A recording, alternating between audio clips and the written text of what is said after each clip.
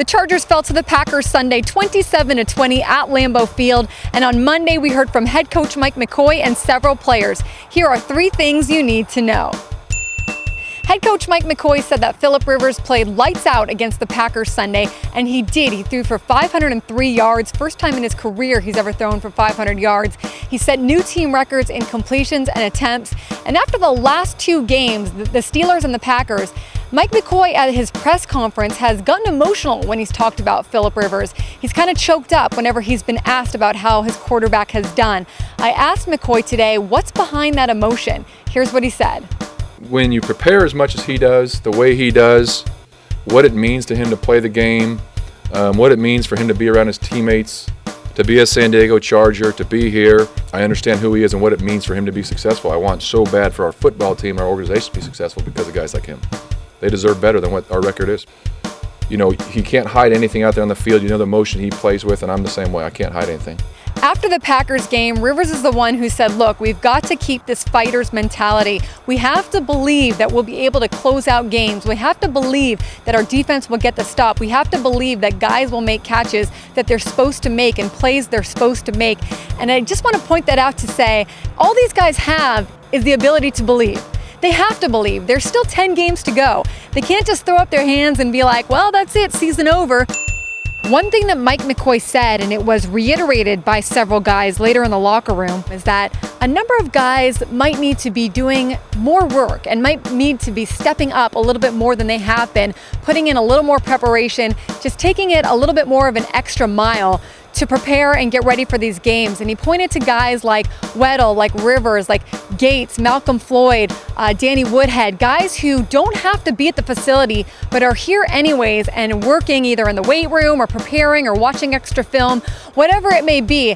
I said this a few weeks ago too. When you look at the number of leaders in that Chargers locker room, there aren't many vets.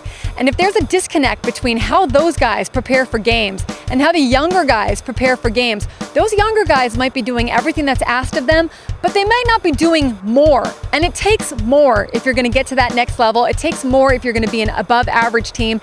Everyone in this league is good, but it takes more if you're going to step up to that next level. McCoy said that earlier today, that there's just got to be some more accountability, some more responsibility from certain guys. Whether or not they do that work, we'll see. But it was interesting to note that it should happen. It's not the work on the field all the time either. It's what they do away from, you know, the practice field, the meetings, what they do on their own. What Philip does, what him and Nick used to do in their early mornings, and what they still do here, you know, at whatever time in the morning. Most people are still sleeping at that time. The preparation, you know, when I go downstairs on a Thursday night at 7:30 at night and Eric's in the film room, the prep, all those things. That's what being a pro is all about. And it's not just the physical part, but it's the mental part, the preparation. That's a challenge to all young players. They all have a lot of talent, otherwise they wouldn't be here.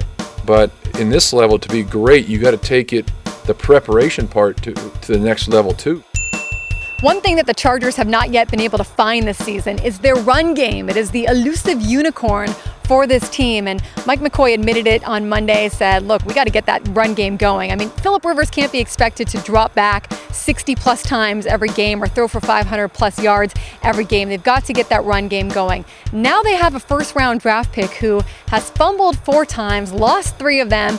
His confidence is probably all not that great, you know? I mean, he was in front of friends and family there on the Packers game and didn't even see the second half of the game. He wasn't even on the field because of those fumbling issues.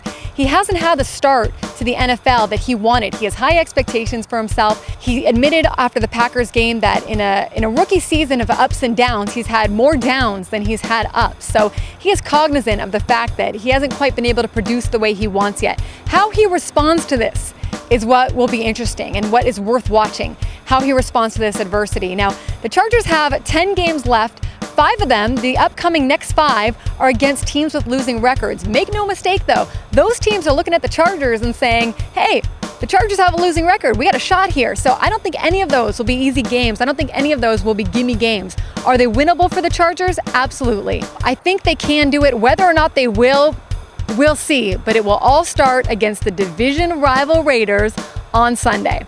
From Mighty1090.com, I'm Annie Heilbrunn.